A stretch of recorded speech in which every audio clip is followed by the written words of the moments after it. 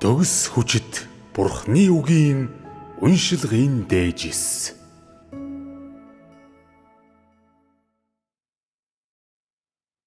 Бурхны ажил, Бурхны зан чанар ба Бурхан өөрөө.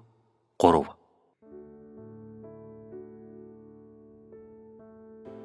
Зурга. Уулан дээрх сургаал. 1. Ерөөлүүд. Матай 5:3-аас 12. 2. Давс ба гэрэл. Матай 5:13-аас 16. 3. Хууль. Матай 5:17-оос 20. 4. Хэлэгнэл. Матай 5:21-ээс 26. 5. Завхайрал. Матай 5:27-оос 30. 6. Салалт. Матай 5:31-ээс 32. 7. Тангараг. Матай 5:33-аас 37. 8. Нүдийг нүдээр. Матай 5:38-аас 42. 9. Дайснаа хайрлах. Матай 5:43-аас 48. 10. Өглөгийн тухай заавар. Матай 6:1-ээс 4. 11. Залбирал. Матай 6:5-аас 8. 7. Эзэн Есүсийн сургаалт зүйрлэлүүд. 1. Тариачны тухай сургаалт зүйрлэл. Матай 13:1-ээс 9. 2. Үрийн сүүлний тухай сургаалт зүйрлэл. Матай 13:24-өөс 30. 3. Гичийн үрний тухай сургаалт зүйрлэл. Матай 13:31-ээс 32. 4. Хөрөнгөний тухай сургаалт зүйрлэл. Матай 13:33. 5. Үрийн сүүлний тухай сургаалт зүйрлэлийн тайлбар. Матай 13:36-аас 43. 6. Эрдэнэсийн тухай сургаалт зүйрлэл. Матай 13:44. 7. Сувдны тухай сургаалт зүйрлэл. Матай 13:45-аас 46. 8. Торны тухай сургаалт зүйрлэл. Матай 13:47-оос 50. 8. Тушаалууд. Матай 22:37-оос 39. Есүс түүнд чи өөрийн бүх зүрх сэтгэлээрээ, бүх сэтгэл, бүх оюунаараа өөрийн Бурхан эзнээ хайрл. Энэ бол хамгийн анхны бөгөөд хамгийн том тушаал юм. Мөн хоёр дахь нь чи бусдыг өөрийн адил хайрл гэсэн юм. Юун түрүүнд уулан дээрх сургаалын хэсэг бүрийг авч үзье. Энэ бүхэн чухам юутэй холбоотой байна вэ? Эдгээр нь бүгд илүү өргөгдсөн, илүү тодорхой бөгөөд хүмүүсийн амьдралд хуулийн 90 үеийн хуулиудаас илүү ойр дөхөн байсан гэдгийг итгэлтэйгээр хэлж болно. Орчин үеийн үг хэллэгээр ярих нь хүмүүсийн бодит дадал зуршилтай илүү холбоотой юм. Дараах зүйлсийн онцгой агуулгыг уншицгаая. Ерөөлүүдийг чи хэрхэн ойлгох ёстой вэ? Хуулийн талаар чи юуг мэдэх ёстой вэ? Хэлэгнэлийг хэрхэн тодорхойлох ёстой вэ? Завхайралд хэрхэн хандах ёстой вэ? Салалтын тухайд юу гэж хэлсэн болон ямар төрлийн дүрмүүд байдаг? Хэн салж болох, хэн салж болохгүй вэ? Тангараг нүдийг нүдээр, дайснаа хайрлах, өглөг өгөх заавар гэх мэтийн тухайд юу гэсэн бэ? Эдгээр бүх зүйл нь хүн төрлөختний Бурханд итгэх итгэлийн хэрэгжүүлэлтийн бүх талууд болон Бурханыг дагахтай холбоотой. Эдгээр дадал зуршлын зарим нь өнөөдөр ч гэсэн хэрэглэгдсэн хэвээр байгаа боловч тэдгээр нь өнөөгийн хүмүүст тавих шаардлагуудаас илүү хялбар юм. Тэдгээр нь Бурханд итгэх итгэлийн явцад хүмүүс тулгардаг нилээд анхан шатны үнэн билээ. Эзэн Есүс ажиллаж эхэлсэн цагаасаа эхлээд хүний амийн зан чанар дээр хэдийнэ ажиллаж эхэлсэн боловч энэ нь хууль дээр үндэслэж байлаа. Эдгээр сэдв дээрх дүрм журам болон хэлсэн зүйлс нь үнэнтэй хамаатай юу? Мэдээж хамаатай. Өмнөх бүх хууль, зарчмууд болон нэгүслийн 90 үеийн сургаал номлол нь бүгд Бурхны зан чанар, түүнд юу байгаа болон тэр юу болох мөн мэдээж үнэнтэй хамаатай байсан. Бурхан юуг илэрхийлсэн, тэр үүнийг ямар байдлаар илэрхийлсэн, эсвэл ямар хэл ашигласан нь хамаагүй, үүний суурь, үүний их сурвалж, үүний эхлэлийн цэг нь бүгд түүний зан чанарын зарчим болон түүнд юу байгаа, тэр юу болох дээр суурилдаг. Энэ нь ямар ч алдаа мадаггүй зүйл юм. Иймээс хэдийгээр одоо түүний хэлсэн эдгээр зүйл нь бага зэрэг өнгөцгөн мэд санагдаж байж болох ч тэдгээр нь үнэн биш гэж чи хэлж мөн л болохгүй. Учир нь тэдгээр нь Бурхны хүслийг ханамжуулж тэдний амийн зан чанарт нь өөрчлөлт хийхийн тулд нэгүслийн 90 үеийн хүмүүст зайлшгүй хэрэгтэй байсан зүйлс юм. Сургаалын аль нэг зүйл нь үнэнтэй тохирохгүй байна гэж чи хэлж чадах уу? Чи чадахгүй. Эдгээр нь нэг бүрчлэн үнэн бөгөөд учир нь тэдгээр нь бүгд хүн төрлөختөнд тавьсан Бурхны шаардлага байсан. Тэдгээр нь бүгд бие хэрхэн авч явах талаар Бурханаас өгөгдсөн зарчмууд болон цар хүрээ байсан ба тэдгээр нь Бурхны зан чанарыг төлөөлдөг. Гэсэн хэдий ч тухайн үеийн өөрсдийн амийн өсөлтийн түвшин дээр үндэслээд тэд зөвхөн эдгээр зүйлийг зөвхөн хүлээн зөвшөөрч мэдж авах чадвартай байсан. Хүн төрлөختний нүгэл хараахан шийдэгдээгүй байсан учраас эзэн Есүс зөвхөн эдгээр үгийг л хэлж чадах байсан ба тэд хэрхэн үйлдэх ёстой, тэд юу хийх ёстой, ямар зарчим болон цар хүрээн дотор альвааг хийх ёстой болон тэд хэрхэн Бурханд итгэж түүний шаардлагыг хангах ёстой талаар тухайн үеийн хүмүүст хэлхийн тулд тэр ийм хүрээн доторх энгийн сургаалыг л ашиглаж чадах байсан юм. Энэ бүхэн нь тэр үеийн хүн төрлөختний биеийн хэмжээнд дээр үндэслэн тодорхойлогдсон. Хуулийн дор амьдарч байсан хүмүүсийн хувьд эдгээр сургаалыг хүлээн зөвшөөрөх нь амархан биш байсан.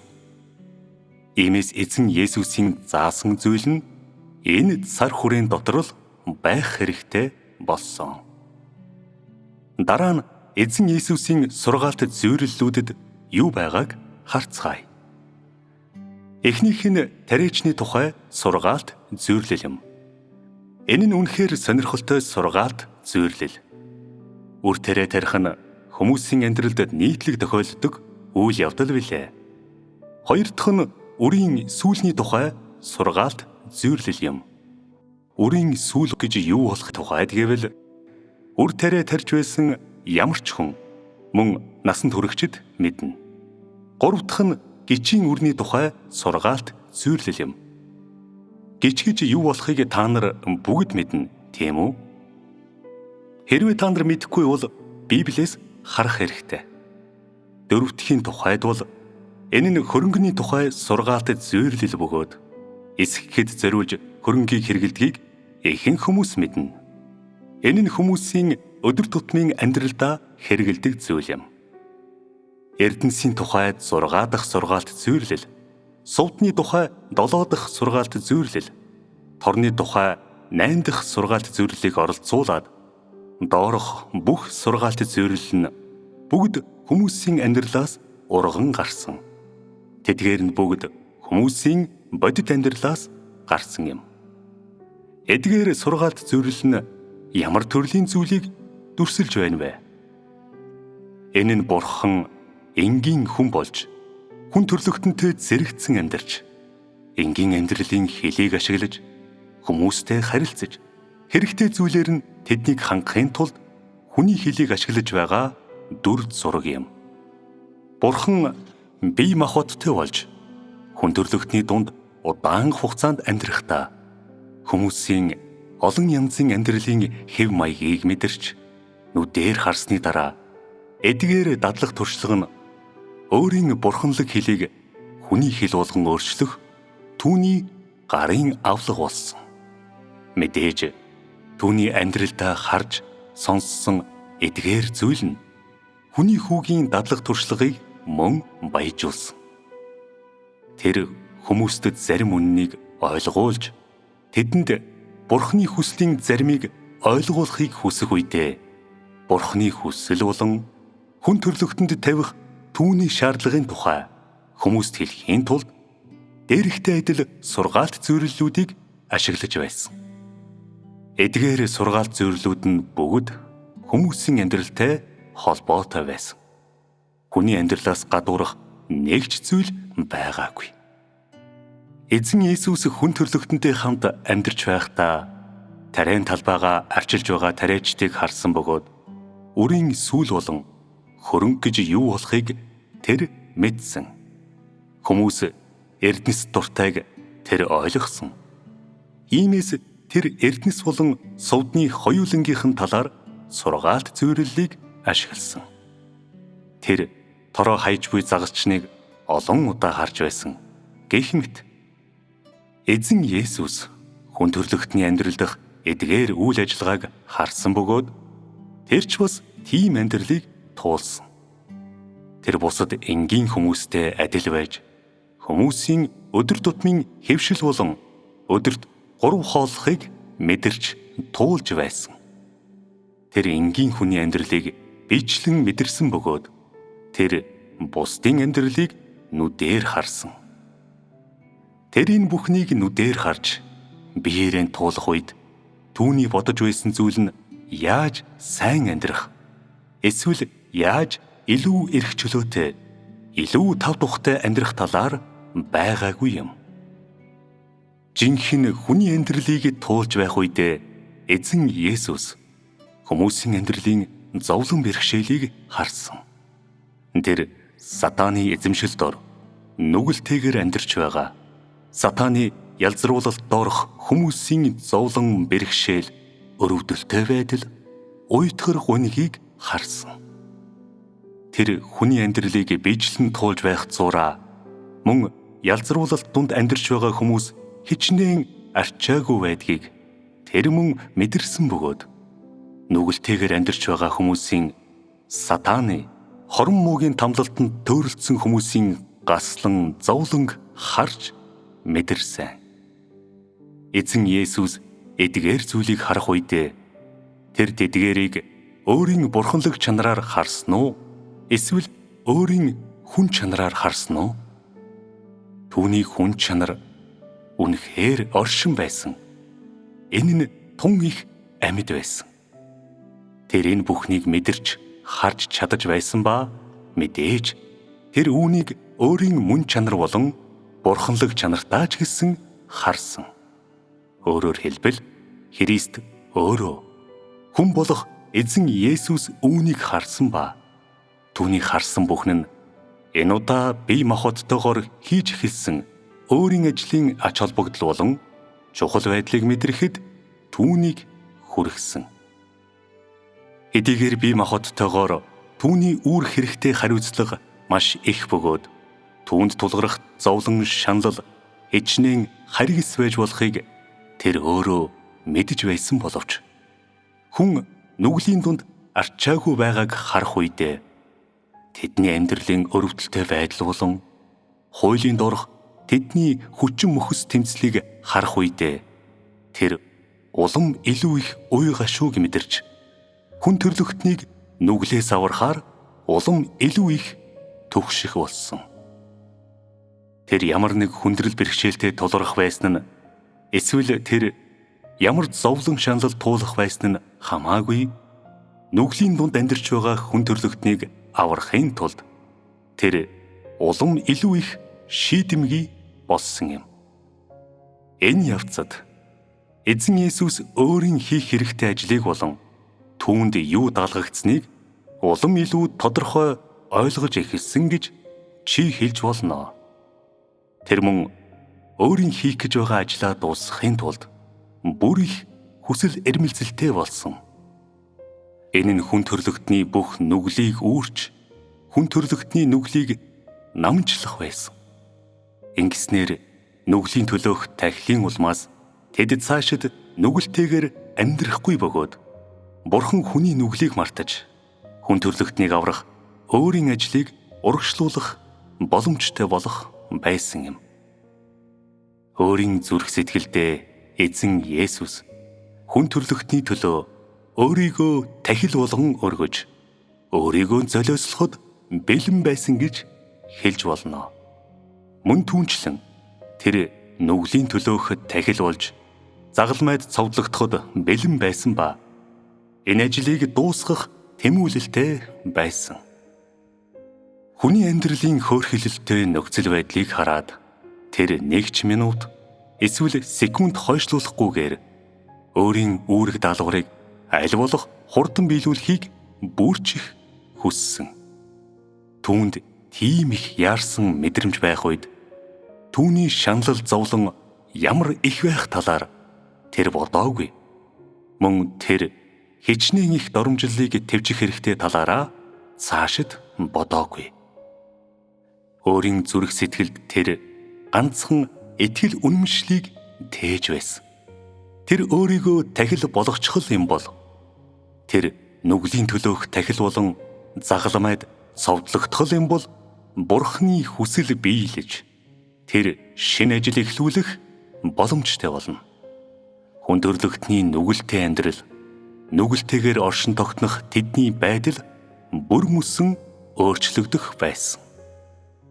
Түүний итгэл үнэмшил болон тэр юу хийхээр шийдсэн байсан нь хүнийг аврахтай холбоотой байсан бөгөөд түүнд сорын ганц зориг байсан. Бурхны хүслийг биелүүлэх. Ингэснээр тэр өөрийн ажлын дараагийн алхмыг амжилттайгаар эхэлж чадах байлаа. Энэ бүхэн нь тэр үед эзэн Есүсийн оюун ухаанд байсан зүйл юм. Махан бид амьдрснараа бие махбод болсон Бурхан хэвийн хүн чанарыг эзэмшсэн. Түүнд энгийн хүний сэтгэл хөдлөл болон сэтгэлгээ байсан. Тэр аз жаргал гэж юу болохыг, өвчин зовлон гэж юу болохыг мэддэг байсан бөгөөд хүн төрлөختөн ийм амьдралаар амьдарч буйг харах үедээ хүмүүст зүгээр л зарим нэг сургаал хайрлах нь ямар нэг зүйлээр тэднийг хангаж эсвэл тэдэнд ямар нэг зүйл зааж сургах нь тэднийг нүглээс салгахгүй гэдгийг тэр хүнээ мэдэрсэн юм. Зөвхөн тушаалуудад дуулууртай байх нь мөн тэднийг нүглээс аварч чадахгүй. Тэр зөвхөн хүн төрлөختний нүглийг үүрч нүгэлт биетэй хүнтэй адил болсноор л тэр үүнийг хүн төрлөختний эрх чөлөөгөөр сольж үүнийг хүн төрлөختний төлөөх Бурхны уучлал өршөөлөөр сольж чадах байсан. Иймээс эзэн Есүс хүний нүгэлт амьдралыг мэдэрч нүдээр харсны дараа түүний зүрх сэтгэлд илэрхийлэгдсэн хүчтэй хүсэл өөрсдийн нүгэлт амьдралаас салах боломжийг хүмүүст олгох хүсэл байсан. Энэ хүсэл нь тэр аль болох хурдан, аль болох бушуухан загалмай руу очиж хүн төрлөختний нүглийг үүрэх ёстой гэж түүнд санагдахад хүргэсэн юм. Эдгээр нь тухайн үед хүмүүстэй хамт амьдарч тэдний нүгэлт амьдралын гаслан зовлонг харж, сонсож, мэдэрсний дараах эзэн Есүсийн бодол байсан. Би махбод болсон Бурхан хүн төрлөختний төлөө ийм хүсэлтэй байж тэр ийм зан чанарыг илэрхийлж илчлэх нь ердийн хүнд байдаг зүйл үү? Ийм орчинд амьдарч байгаа ердийн хүн юу харах бол? Тэд юу бодох вэ? Хэрвээ ердийн хүн энэ бүхэнтэй тулгарвал тэд асуудлыг өндөр өнцгөөс авч үзэх үү? Мэдээж үгүй. Хэдийгээр бие махбод болсон Бурхны гадаад байдал хүнтэй яг адилхан байж, тэр хүний мэдлэгийг суралцаж, хүний хэлээр ярьж, заримдаа тэр бүр хүний арга барил, эсвэл илэрхийлэлээр дамжуулан өөрийн санааг илэрхийлж байсан боловч хүнийг юмны мөн чанарыг харж байгаа түүний байдал болон ялзруулагдсан хүмүүсийн хүнийг болон юмны мөн чанарыг харж байгаа байдал огтхонч адилхан биш. Түүний үнцэг болон түүний зогсож буй өндөр нь ялзруулагдсан хүний хувьд хүрхийн аргагүй зүйл байсан. Учир нь Бурхан бол үнэн.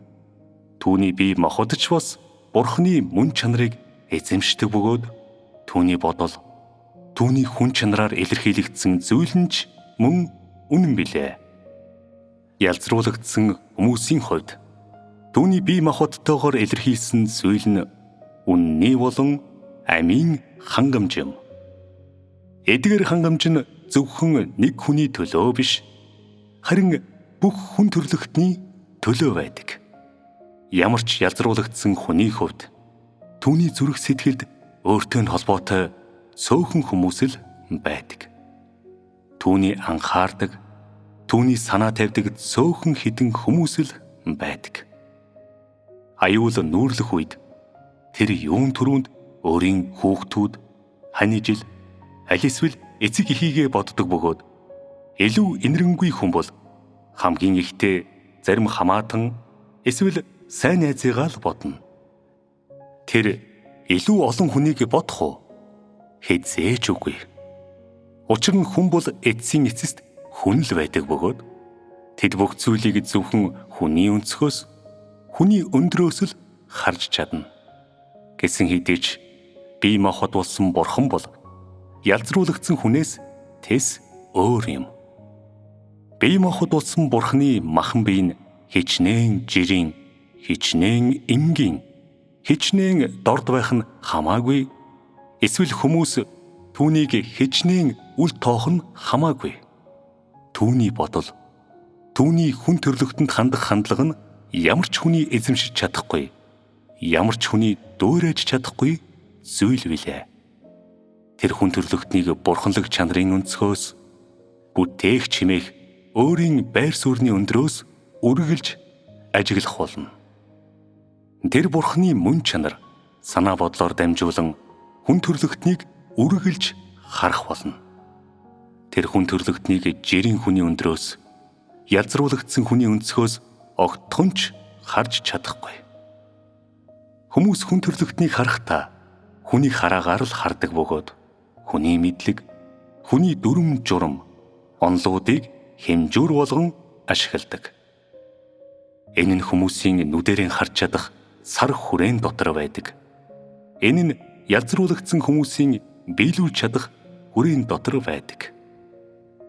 Бурхан хүн төрлөختнийг харахдаа бурханлаг хараагаар хардаг бөгөөд тэр өөрийн мөн чанар, түүнд юу байгаа болон тэр юу болохыг хэмжүүр болгон ашигладаг.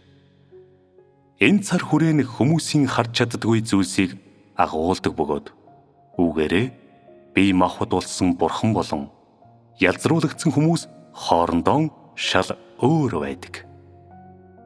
Энэ ялгаа нь хүний ба Бурханы өөр мөн чанараар тодорхойлогддог бөгөөд эдгээр өөр мөн чанарууд нь тэдний ялгамж чанар, байр суурь, түнчлэн тэдний аливааг харах өнцөг болон өндрийг тодорхойлдог.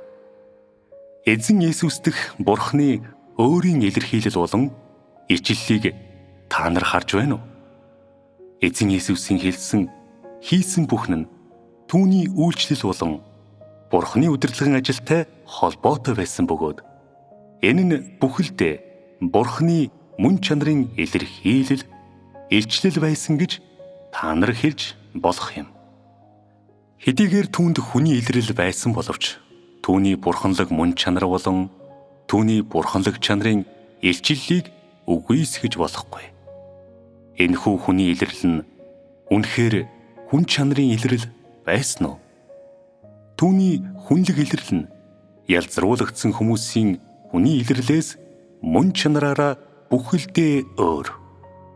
Эзэн Есүс бол бие махбод болсон Бурхан бөгөөд хэрвээ тэр үнэхээр эгэл жирийн ялзруулагдсан хүмүүсийн нэг байсан бол тэр хүн төрлөختний нүгэлт амьдралыг бурханлаг өнцгөөс харж чадах байсан уу? Огтхон ч үгүй. Энэ бол хүний хүү ба жирийн хүмүүсийн хоорондох ялгаа юм. Ялзруулагдсан хүмүүс бүгд нүгэлтэд амьдардаг бөгөөд хэн нэгэн хүн нүглийг харах үедээ тэдэнд ямар ч онцгой мэдрэмж төрдөггүй. Тэд бүгд адилхан тавтахгүй эсвэл бохир гэдгийг огтхонч мэдрэхгүйгээр шаварт амьдардаг гахаатай адил. Сайн идэж бүх унтдаг. Хэрвээ хэн нэгэн гахаан хорог цэвэрлэвэл гахаад үнэндээ таатай санагдахгүй бөгөөд энэ нь цэвэрхэн байж чадахгүй. Тун удалгүй тэр дахин нэгэнтэй тун таатайгаар шаварт өнхөрч байх болно. Учир нь энэ бол бохир заваан антин юм. Хүн гахааг харахад тэдэнд энэ нь заваан санагддаг бөгөөд хэрвээ чи үүнийг цэвэрлэх юм бол гахаанд сайхан санагдахгүй. Тийм учраас хэн ч гэртээ гахаа байлгадаггүй. Хүмүүсийн гахааг хардаг байдал нь гахаануудад өөрсдөд нь ямар санагддагаас үргэлж өөр байх болно. Учир нь хүн гахаа хоёр бол адил төрлийнх биш юм. Бие махбод болсон үнийхөө ялзруулагдсан хүнтэй адил төрлийнх биш учраас зөвхөн бие махбод болсон Бурхан л хүн төрлөختнийг харахын тулд бүх зүйлийг харахын тулд бурханлаг өнцгөөс хандаж Бурханы өндрөөс хандаж чадна. Бурхан бие махбодтой болж хүн төрлөختний дунд амьдрах үед тэр бие махбодороо ямар зовлонг туулдаг вэ? Хэн нэгэн хүн үнэхээр ойлгож чадах уу? Зарим хүмүүс Бурхан асар их зовдөг бөгөөд хэдийгээр тэр Бурхан өөрөө боловч хүмүүс түүний мөн чанарыг ойлгодоггүй. Түүнд үргэлж хүн шиг ханддаг. Энэ нь түүнийг шаналж буруугаар ойлгогдоход хүргэдэг гэж хэлдэг. Тэд Бурханы зовлон үнэхээр асар их гэж хэлдэг. Бусад хүмүүс Бурхан бол гэмзэмгүй, ямар ч нүгэлгүй боловч тэр хүн төрлөختөнтэй адилхан зовж хүн төрлөختний хамтаар хавчилт, шахалт, гүтгэлэг, доромжилтыг амсдаг гэж хэлдэг. Тэр мөн өөрийн шав нарын үл ойлголцол, дуулуургүй байдлыг мөн амсдаг. Бурханы зовлон үнэхээр хэмжих боломжгүй гэж тэд хэлдэг. Та нар Бурханыг үнэхээр ойлгож чаддаггүй мэт харагддаг. Үнэн дээр та нарын яриад байгаа энэ зовлон нь Бурханы хувьд жинхэнэ зовлон гэж тооцогддоггүй. Яагаад гэвэл үүнээс ч илүү их зовлон байдаг. Тэгвэл Бурханы өөрийнх нь хувьд жинхэнэ зовлон гэж юу вэ? Бие махбод болсон Бурханы хувьд жинхэнэ зовлон гэж юу вэ? Бурханы хувьд хүн төрлөختөн түүнийг ойлгохгүй байх нь зовлон гэж тооцогддоггүй ба хүмүүс Бурханы талаар зарим нэг буруу ойлголттой байж түүнийг Бурхан гэж үздэггүй нь зовлон гэж тооцогддоггүй. Гэсэн хэдий ч Бурхан асар их шудраг ус байдлыг туулсан байх ёстой ба Бурхан бие махбодтой байх хугацаанд өөрийн үнэн биеийг хүн төрлөختөнд харуулж өөрийн агуу байдлыг болон Бурхан өчүүхэн махан биед даруухнаар нуугдаж байгаа гэдгийг харах боломжийг тэдэнд олгож чадахгүй байгаа нь түүний хувьд шаналгаатай байсан байх ёстой гэдгийг хүмүүс ихэвчлэн мэдэрдэг. Бурханы зовлонгийн талаар өөрсдийн ойлгож чадах, өөрсдийн харж чадах зүйлсийг хүмүүс сэтгэлдээ авч үзэж Бурханд бүх төрлийн өрөвдсөн сэтгэлийг тохож заримдаа бүр үүндээ баг зэрэг магтаалагч оруулах болно. Үнэн хэрэгтэй. Бурханы зовлонгийн талаар хүмүүс юу ойлгож байгаа болон тэр үнэхээр юу мэдэрч байгаагийн хооронд ялгаа бий. Би та нарт үннийг хэлж байна. Бурхны хувьд Бурхны сүнс эсвэл Бурхны махбод болсон биеч вэ? Энэ нь хамаагүй. Тэр зовлон нь жинхэнэ зовлон биш. Тэгвэл Бурхан яг юунд зовж шаналдаг вэ? Бурхны зовлон зөвхөн бие махбодтой болсон Бурхны өнцгөөс ярьцгаая. Бурхан бие махбодтой болж, энгийн, жирийн хүн болж, хүн төрлөختний дунд хүмүүстэй мөр зэрэгцэн амьдрах үедээ хүмүүсийн амьдралын арга барил, хууль болон гүн ухааныг харж мэдэрч чадахгүй гэж юу? Эдгээр амьдрах арга барил, хууль нь түүнд ямар санагддаг вэ? Өөрийн зүрх сэтгэлдээ тэр жигшил зэвүүцлийг мэдэрдэг үү? Тэр яагаад жигшил зэвүүцлийг мэдэрнэ гэж? Хүн төрлөختний амьдрах арга барил, хуулиуд юу вэ? Тэдгээр нь ямар зарчим дээр үндэслэдэг вэ? Тэдгээр нь юун дээр тулгуурладаг вэ? Хүн төрлөختний амьдралын арга барил, хууль гэх мэт нь бүгд сатааны логик, мэдлэг болон гүн ухаан дээр үндэслэн бий болсон. Ийм төрлийн хуулийн дор амьдарч байгаа хүмүүст ямар ч хүн чанар, ямар ч үнэн байдаггүй.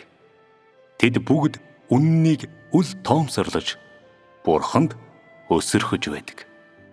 Хэрвээ бид Бурхны мөн чанарыг харвал, түүний мөн чанар нь сатааны логик, мэдлэг болон гүн ухааны яг эсрэг байдаг. Түүний мөн чанар нь зөв шударга байдал, үнэн, ариун байдал болон бүх эерэг зүйлсийн бусад бодит байдлаар дүүрэн байдаг. Энэ мөн чанарыг эзэмшиж, тийм хүн төрлөختний дунд амьдарч байгаа Бурхны хувьд өөрийн зүрх сэтгэлд тэр юуг мэдэрдэг вэ? Энэ нь шаналлаар дүүрэн байхгүй гэж юу? Түүний зүрх сэтгэл шаналж байдаг бөгөөд энэхүү шанал нь ямар ч хүний ойлгож эсвэл ухаарч чадахгүй зүйл юм. Түүний нүүр тулж, тулгарч, сонсож, харж, мэдэрч байгаа бүхэн нь бүх хүн төрлөختний ялзрал, хорон муу, үнний эсрэг тэдний эсэргүүцэл, тэрслүү байдал байдаг. Хүнээс үүдэлтэй бүхэн нь түүний зовлонгийн их сурвалж юм. Өөрөөр хэлбэл түүний мөн чанар нь ялзруулагдсан хүнийхтэй адил биш учраас хүмүүсийн ялзрал нь түүний хамгийн их зовлонгийн их сурвалж болдог. Бурхан бие махбодтой болох үедээ өөртөө адилхан хэлтэй хэн нэгнийг олж чадах уу? Үүнийг хүмүүсийн дундаас олж чадахгүй. Бурхантай ярилцаж, харилцан ойлголцож чадах нэг ч хүн олдохгүй. Бурханд ямар сэтгэл хөдлөл байдаг гэж чи хэлэх вэ? Хүмүүсийн хэлэлцдэг, тэдний хайрладаг, тэдний эрж хайж, хүсэн ирмэлцдэг зүйлс нь бүгд нүгэлтэй хамаатай, муу чиг хандлагатай байдаг. Бурхан энэ бүхэнтэй нүүр тулах үед энэ нь түүний зүрх рүү худах шааж байгаа мэт байхгүй гэж юу? Эдгээр зүйлтэй тулгараад тэр зүрх сэтгэлдээ баяр хөөртэй байж чадах уу? Тэр тайтгарлыг олж чадах уу? Түүнтэй хамт амьдарч буй хүмүүс нь тэрслүү зан, хорон муугаар дүүрэн хүмүүс юм. Тиймд түүний зүрх сэтгэл хэрхэн зовж шаналхгүй байж чадах вэлээ? Энэ зовлон үнэхээр хэр их вэ? Хэн энэ талаар санаа зовж байна вэ? Хэн анхаарал хандуулж байна вэ? Хэн үүнийг үнэлж чадах вэ? Хүмүүст Бурхны зүрх сэтгэлийг ойлгох ямар ч арга байхгүй. Түүний зовлон нь хүмүүсийн үнэндээ үнэлж чаддаггүй зүйл бөгөөд хүн төрлөختний хүйтэн хөндөй мэдрэмжгүй байдал нь Бурхны зовлонг бүрч гүн гүнзгий болгодог. Библиэд дараах ишлэл байдаг учраас Христийн зовлонг ихэвчлэн өрөвдөн ойлгодог зарим хүмүүс байдаг. Үнэг нүхтэй Тэнгэрийн шууд үүртэй байхад харин хүний хүү дэрлэх газаргүй байна. Хүмүүс үүнийг сонсох үедээ зүрх сэтгэлдээ ойлгож, энэ нь Бурхны туулдаг хамгийн их зовлон, Христийн туулдаг хамгийн их зовлон гэж итгэдэг. Одоо үүнийг баримтуудын өнцгөөс харвал үнэхээр тийм байна гэж үү? Эдгээр бэрхшээлүүд нь зовлон гэдэгт Бурхан итгэдэггүй. Махан биеийн бэрхшээлээс болж тэр хэзээж шударга биш байдлын эсрэг уйлж байгаагүй ба тэр хүн төрлөختнийг түүнд төлбөр төлөхөд эсвэл түүнийг ямар нэг зүйлээр шагнахад хүргээгүй. Гэсэн хэдий ч тэр хүн төрлөختний бүх зүйлийг, ялзармал амьдралыг, ялзруулагдсан хүний хорон мууг нүдээр харах үедээ хүн төрлөختөн сатааны атганд, сатаанд хоригдон зүгтж чадахгүй байж нүгэлтэд амьдарч байгаа хүмүүс үнэн гэж юу болохыг мэдэхгүй байгааг харах үедээ тэр энэ бүх нүглийг твчиж чаддаггүй. Хүн төрлөختнийг жигших түүний жигшил, зэвүүцэл өдрөөр ихсэж байсан боловч тэр энэ бүхнийг твчих хэрэгтэй болсон. Энэ бол Бурхны асар их зовлон юм. Бурхан өөрийн зүрх сэтгэлийн дуу хоолойг эсвэл өөрийн сэтгэл хөдлөлийг дагалдагчдын дунд бүрэн илэрхийлж чаддаггүй ба түүнийг дагагчдын хинэнч түүний зовлон үнэхээр ойлгож чадахгүй. Хэнч түүний зүрх сэтгэлийг ойлгож эсвэл тайвшруулахаар оролддоггүй. Түүний зүрх сэтгэл энэ зовлон өдрөөр, жил бүр, цаг үргэлжид өөрдөг. Та нар энэ бүгдээс юу харж байна вэ? Бурхан өөрийн өгсөн зүйлийн хариуд хүмүүсээс юу ч шаарддаггүй. Харин Бурханы мөн чанарын улмаас тэр хүн төрлөختний хорон муу, ялзрал болон нүглийг огтхонч тэвчиж чаддаггүй. Харин туйлын их жигшил, үзэн ядалтыг мэдэрдэг ба энэ нь Бурханы зүрх сэтгэл түүний бие махбод дуусашгүй их зовлонг туулахад хүргэдэг. Та нар энэ бүхнийг харж чадсан уу? Ихэнхдээ та нарын хинэнч үүнийг харж чаддаггүй. Учир нь та нарын хинэнч Бурханыг үнэхээр ойлгож чаддаггүй. Цаг хугацаа өнгөрхийн хэрээр та нар үүнийг аажмаар өөрсдөө мэдэрч чаднаа.